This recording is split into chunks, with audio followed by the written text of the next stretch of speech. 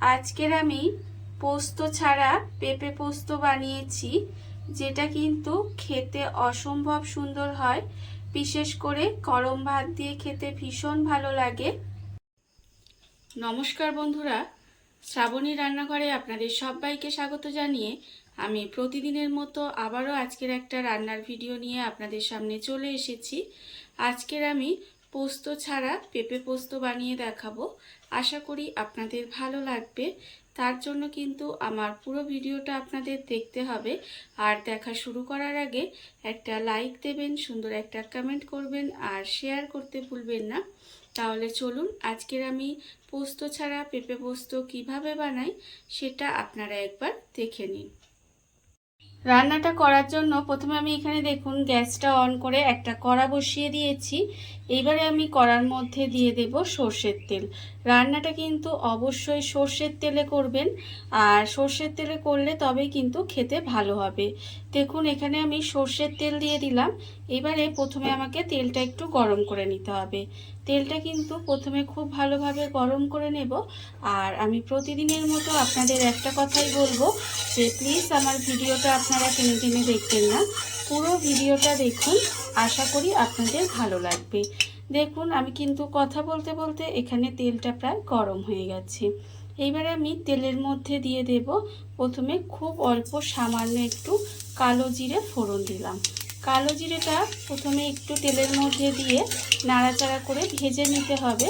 তেলের মধ্যে কালো জিরেটা কিন্তু দিয়ে আমি খুব ভালো করে একটু প্রথমে ভেজে নেব। এইবারে আমি এর মধ্যে দিয়ে দেব কাঁচা লঙ্কা। এখানে একটা কাঁচা লঙ্কা আমি এইভাবে মাঝখান দিয়ে ফাটিয়ে আমি কিন্তু তেলের মধ্যে দিয়ে দিলাম।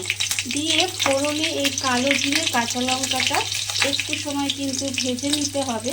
যখন দেখবেন এরকম একটু ভাজা ভাজা হয়ে গেছে, তখন আমি এর মধ্যে দিয়ে দেব পেঁয়াজ কুচি।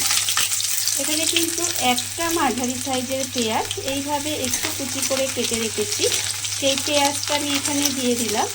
দিয়ে পেঁয়াজটাকে কিন্তু প্রথমে খুব ভালোভাবে একটু ভেজে নেব। খুব বেশি যে লাল লাল করে ভাজবো তা নয়, একটু হালকা করে পেঁয়াজটা আমি এখানে ভেজে নেব। রান্নাটা কিন্তু ভীষণই সহজ, ভীষণই কম সময়ে রান্নাটা হয়ে যায়, আর খেতে কিন্তু অসম্ভব সুন্দর হয়। দেখুন আমি কিন্তু এখানে পেঁয়াজটা প্রথমে খুব ভালোভাবে ভেজে নেব। পেঁয়াজটা আমার এখানে ভালোভাবে ভাজা হয়ে গেছে। পেঁয়াজটা কিন্তু এইভাবে একটু হালকা করে ভেজে নিতে হবে। এইবারে আমি এর মধ্যে দিয়ে দেব পেঁপে। যে গ্রেট করা পেঁপেটা আমি এখানে রেখেছিলাম, সেই গ্রেট করা পেঁপেটা কিন্তু আমি এখানে দিয়ে দিলাম। পেঁপেটা কিন্তু এইভাবে পেঁয়াজের সাথে আর কালো জিরে কাঁচা লঙ্কার সাথে একসঙ্গে ভেজে নেব। পেঁয়াজটা কিন্তু ভালোভাবে একটু ভেজে নিতে হবে। আর আমি এইভাবে পেঁয়াজের সাথে পেঁপেটা ভেজেই কিন্তু রান্নাটা করি। তবে আপনারা যদি মনে করেন যে পেঁপেটা আলাদা করে ভেজে রান্নাটা করবেন, তবে কিন্তু সেটাও করতে পারেন। দেখুন আমি পেঁপেটা দিয়ে এখানে এইভাবে একটু কিন্তু পেঁপেটা ভেজে নেব। আর যতক্ষণে এখানে পেঁপেটা ভাজছি ততক্ষণে দেখুন অন্যদিকে আমি এখানে একটা মশলা রেডি করে নেব।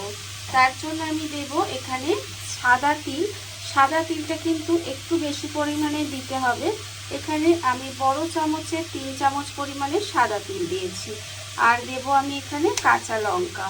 এখানে যতটা পরিমাণে আপনারা ঝাল খাবেন সেই বুঝে কিন্তু কাঁচা লঙ্কাটা ব্যবহার করবেন। এবারে দেখুন আমি প্রথমে এটা শুকনো গুঁড়ো করে নেব, আর তারপরে কিন্তু অল্প জল দিয়ে এটা আমি পেস্ট করে নেব। মশলাটা আমার এখানে দেখুন রেডি হয়ে গেছে। মশলাটা আমি এখানে রেডি করে নিয়েছি। আর অন্যদিকে দেখুন পেঁপেটা যে আমি এখানে ভাজছিলাম, পেঁপেটাও কিন্তু আমার ভাজা হয়ে গেছে। এইবারে আমি পেঁপের মধ্যে দিয়ে দেব, এখানে দেব আমি আন্দাজ মতো নুন, আর দেব খুব সামান্য একটু 2-4 দানা চিনি। অল্প সামান্য একটু চিনি কিন্তু অবশ্যই দেবেন। এতে কিন্তু মিষ্টি হবে না রান্নাটা, কিন্তু একটা নুন চিনির ব্যালেন্স হবে। আর এতে কিন্তু মানে পেঁপের যে একটা খাড়া খাড়া ভাব থাকে না, সেটা হবে না, খেতে ভালো লাগবে। অবশ্যই একদম অল্প সামান্য 2-4 দানা চিনি দেবেন। দিয়ে এবার এটাকে নুন আর চিনি দিয়ে খুব ভালোভাবে মিশিয়ে নেব। খুব ভালোভাবে কিন্তু এটাকে একটু মিশিয়ে নিতে হবে। নুন চিনিটা আমি এখানে দিয়ে খুব ভালোভাবে মিশিয়ে নিয়েছি। এবার আমি এর মধ্যে দিয়ে দেব যে তিলটা আমি এখানে কাঁচা লঙ্কা দিয়ে বেটে রেখেছিলাম, সেই তিল বাটাটা আমি এখানে দিয়ে দিলাম। তিল বাটাটা দিয়ে কিন্তু খুব ভালোভাবে এটা মিশিয়ে নিতে হবে। আমি কিন্তু এইভাবে পোস্ত দিয়ে পেঁপে পোস্ত বানাই, কিন্তু পোস্তর এখন যা দাম, সেইভাবে কিন্তু এত পোস্ত দিয়ে কিন্তু সম্ভব হয় না সবার ক্ষেত্রে। তখন এই পোস্তর বিকল্প হিসাবে আপনারা যদি এই তিলটা দিয়ে বানান না, আমি বানিয়ে খেয়ে দেখেছি, খেতে কিন্তু অসম্ভব সুন্দর লাগে। একটুও আপনার মনে হবে না যে আপনি তিল বাটা দিয়ে এই মানে পেঁপে পোস্ত না, মানে আর কি পেঁপে পোস্তর মতোই এই তিল বাটা দিয়ে এই রান্নাটা করেছেন। দেখুন আমি মিক্সিটা ধুয়ে আরও একটু জল দিয়ে দিলাম, দিয়ে এটা খুব ভালোভাবে মিশিয়ে নেব। মিশিয়ে গ্যাসটাকে একেবারে লোতে দিয়ে ঢাকা দিয়ে এইভাবে একটু রান্না হতে দেব, যতক্ষণে পেঁপে আমার ভাজতে ভাজতে সিদ্ধ হয়ে গেছে, তাও যেটুকু বাকি আছে সেটুকু এইভাবে সেদ্ধ হতে দেব। একটু গ্যাসটা লোতে দিয়ে ঢাকা দিয়ে এইভাবে একটু রান্না হতে দেব। গ্যাসটা লোতে দিয়ে আমি এইভাবে কিন্তু ঢাকা দিয়ে বেশ কিছুক্ষণ রান্না হতে দিয়েছিলাম। এর ফলে দেখুন পেঁপে কিন্তু আমার একেবারে সুন্দরভাবে সেদ্ধ হয়ে গেছে। রান্নাও কিন্তু আমার এখানে প্রায় হয়ে এসেছে। এইবারে আমি এর মধ্যে দিয়ে দেব, নামানোর আগে এর মধ্যে কিন্তু দিয়ে দিতে হবে একটা চিরা কাঁচা লঙ্কা, আমি এখানে দিয়ে দেব। আর দিয়ে দেব আমি ওপর থেকে অল্প একটু কাঁচা সর্ষের তেল। এই কাঁচা সর্ষের তেল আর চিরা কাঁচা লঙ্কাটা দিলে কিন্তু এর স্বাদ আরও অনেকাংশে বেড়ে যায়। দেখুন এখানে কিন্তু কাঁচা তেল আর কাঁচা লঙ্কা চিরাটা দিয়ে দিলাম, দিয়ে খুব ভালোভাবে মিশিয়ে দেব। দেখুন এইভাবে কিন্তু সুন্দর করে মিশিয়ে দিতে হবে। মিশিয়ে দিলেই কিন্তু রান্না আমার একেবারে রেডি হয়ে যাবে। গরম ভাতে যদি পেঁপের এই রেসিপিটা একবার থাকে, আমার মনে হয় এটা দিয়ে অনেকটা ভাত খাওয়া হয়ে যাবে।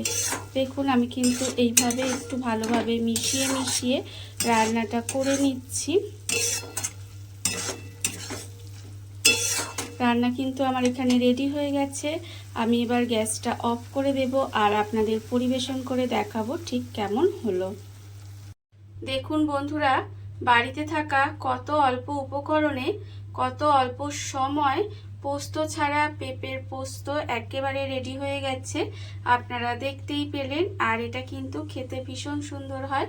এইভাবে আপনারাও একদিন হলেও বাড়িতে বানিয়ে দেখতে পারেন। আর এই ভিডিওটা যদি আপনাদের ভালো লেগে থাকে, আপনারা যদি ফেসবুক থেকে দেখে থাকেন পেজটি ফলো করে দেওয়ার অনুরোধ রইল। আর যদি ইউটিউব থেকে দেখে থাকেন চ্যানেলটি সাবস্ক্রাইব করে নেওয়ার অনুরোধ রইল। তাহলে চলুন ভিডিওটা আমি এখানেই শেষ করছি। আপনারা সবাই ভালো থাকবেন, সুস্থ থাকবেন। আবারও হাজির হব নতুন কোনো রান্না নিয়ে।